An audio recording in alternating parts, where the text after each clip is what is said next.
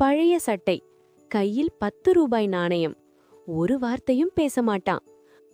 அக்கா அவனுக்கு கருவாட்டு குழம்பு ஊற்றி அன்போட சோறு பரிமாறுவாங்க.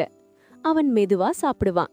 அந்த சாப்பாட்ல இருந்தது மசாலா ருசி மட்டும் இல்ல, அன்பின் வாசனையும் இருந்தது. ஆனா ஒரு நாள் அவன் வரல. அடுத்த நாள், மறுநாளும் லக்ஷ்மி அக்கா அவன் உட்கார்ந்த இடத்தையே பார்த்துக்கிட்டே இருந்தாங்க.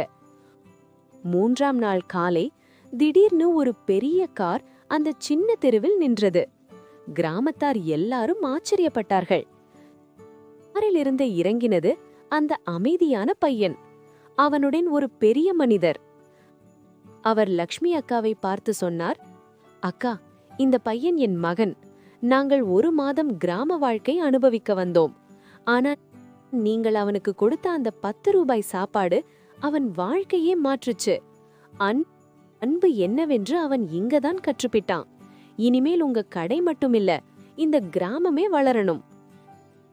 லக்ஷ்மி அக்காவின் கண்களில் கண்ணீர் ததும்பியது. நான் சாப்பாடுதான் கொடுத்தேன், அன்பு கொடுத்ததுக்கு நீங்க வாழ்க்கையே திருப்பி கொடுத்துட்டீங்க. அந்த நாளிலிருந்து 10 ரூபாய் சாப்பாடு தொடர்ந்தது.